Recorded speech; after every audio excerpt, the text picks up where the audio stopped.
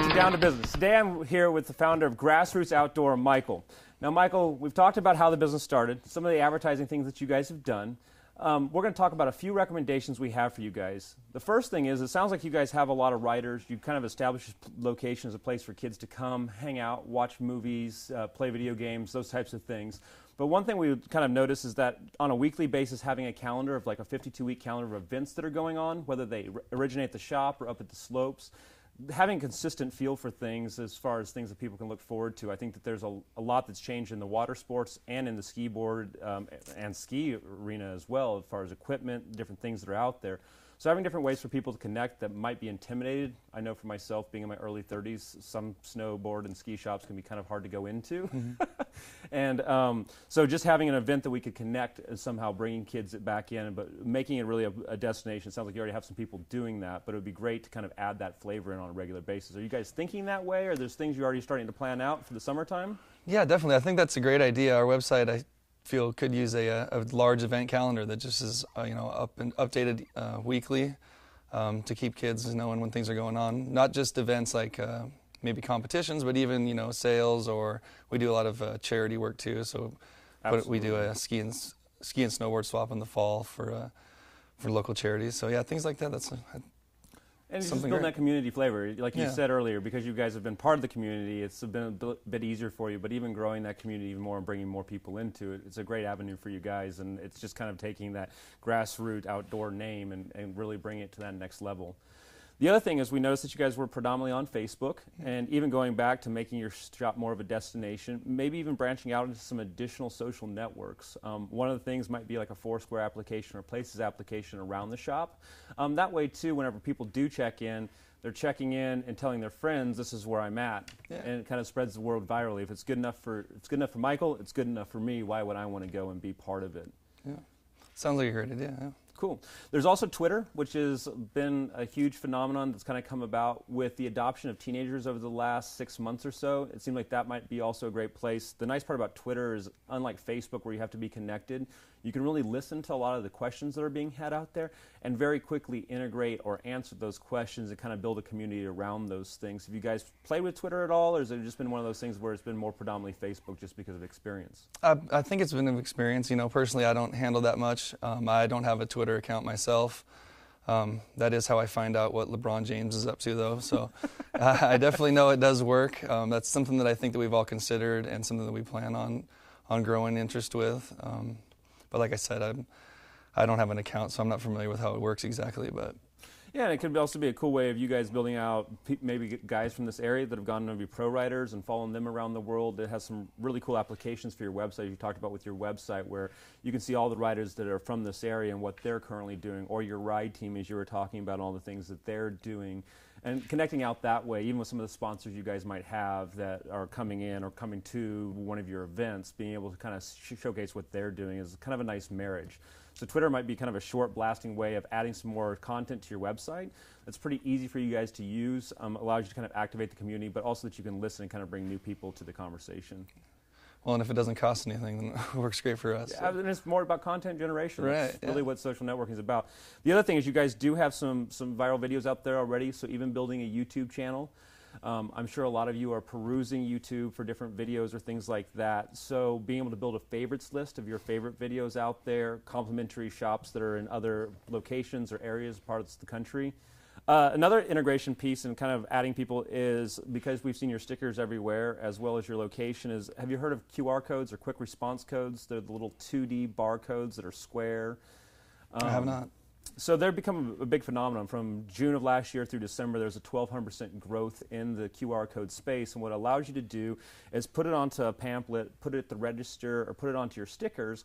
And with your smartphone, you can scan that code and be taken either to a Facebook page, a YouTube video, your website. There's a myriad of things you can do with that, but it allows people to activate and connect with you a little bit quicker. And as we know, we've seen the GRO stickers out there all over the place, so being able to add that other piece to it so we can find out what are they, because I remember when they first started popping up, some people were asking what they were. So it gives them touch points to activate around to understand more about you guys' brand. Yeah, that's an amazing idea, actually, because that has been a big issue, that people, see the GRO, they love the logo, they love the sticker, but they don't know what the heck it means or what it stands for. So that's sounds like a very good idea, especially for our particular situation. Well, they're very inexpensive and they're easy to track is the beautiful part. And having, somebody like Josh who can put together videos or a website page that has a lot of you guys' characters on it could be a really cool touch point to really kind of showcase and highlight what it's all about and show people how to connect with you as well. I really like that idea. I will actually probably go do something about that today. Excellent. Excellent. And then the other thing is sponsorship possibility. I know you guys are working on a very limited budget. It sounds like you guys already have writers. Is there thoughts behind sponsoring, whether it's a youth organization or a bigger team as time goes? What's your thoughts on that? Yeah, we definitely are very interested in that. I have a child myself. The owners of the store, they have children as well, and we're all looking to do this for a very long time. So, staying involved in the community, sponsoring, teams, groups. Like I said, we do some events already for charity. We do make small donations to some of the local schools. Honestly, almost anybody that walks through our door and asks for a donation, we find something, whether it be a service or actual merchandise. We try to help them out with whatever we can. Awesome. So being able to connect all that stuff together and kind of build that sponsorship legacy in the area is a great way of getting your name out there, because parents are loyal, and as you guys grew up, you guys have been loyal to a community of people. So I think that that's a great way of kind of looking at, and again, as dollars permit. The next piece that we recommend for you is that we know you have e-commerce on your site currently today, but getting the name out there, even doing search and optimization to be found in certain searches can be really hard and time intensive for a shop like yourself. So hooking into some of the bigger sites, whether it's an eBay feed, so you guys have your products out there on eBay, or even hooking into Amazon's A9 so that all your product listings are popping up there, will allow consumers that might not have found you guys through a natural search and might not have come up north all the time to find your products and go, oh wait, they're in our backyard. So those are really seamless integration pieces that can go with your website that help feed your inventory out to a larger audience and can get your name out there as well. Yeah, that's search optimization is something that we've been working towards.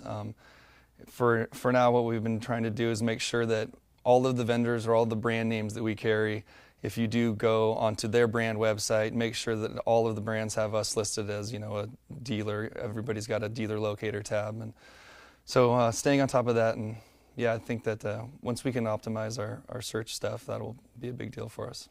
Yeah, it's an ongoing battle always with search engines, but being found. But I think it's great that you're getting the backlinks from your sponsors and those type of things, or even the community events, or you were talking about some of the nonprofits you work with, charity events. Hooking into all of those things really play well. But getting that inventory feed out too to a site that's already huge in people's mind makes it a little bit easier for you. Yeah.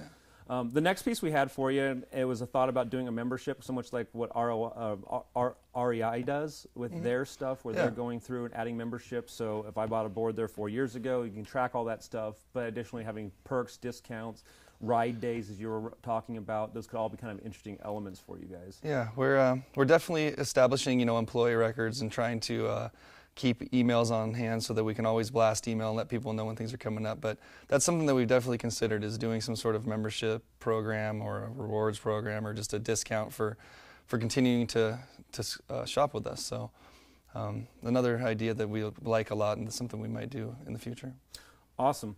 Well, and the final recommendation we have is something we've all kind of heard about, would be a Groupon or Living Social deal, something that can go ahead and offer a deal. Again, you have to kind of selectively craft those. There's a lot that goes on with them, and being very careful as far as how you offer something. It doesn't come off as too played out is really important. But those group discount deals could be something of interest as well long term. Yeah, we've done one, not Groupon specifically, but something called the Daily Deal, which is through our local paper, the Everett Herald. And we've done services where you can get either a tune-up or a rental at half the price. So we've sort of dabbled in that a little bit. We've had sort of mixed success with it so far. But I personally am a member of Living Social and Groupon, and I like to get stuff for half price just like anybody else. So. Awesome. Well, I really appreciate your time. I think that kind of wraps up our recommendations, is kind of establishing a calendar of events that people can constantly be coming to. Branching out your social media efforts, looking at Twitter and YouTube as some potentials for you guys long term. Going through adding QR codes so you have the mobile element of being able to connect with riders and people on the fly, whether they're at the mall or up on the slope, is a great thing. Being able to put some sponsorship together for some youth sports and things like that. Then taking your inventory and feeding it out to A9, eBay, those areas would be really helpful. developing a membership program so that your riders are constantly connecting with them and talking to them, and then last but not least is some type of deals. But I really want to thank you and the entire Grassroots Outdoor team for giving us the time this afternoon and talking us through what you're doing. Yeah, thanks for inviting us. I'd like to thank Michael and the entire Grassroots Outdoor team for giving us the time, sharing their business, sharing their history and what they're doing. And we hope that you, the viewer, got something from this that you can apply to your business or organization. I'm Josh Dirks for Down to Business. Thanks so much for watching.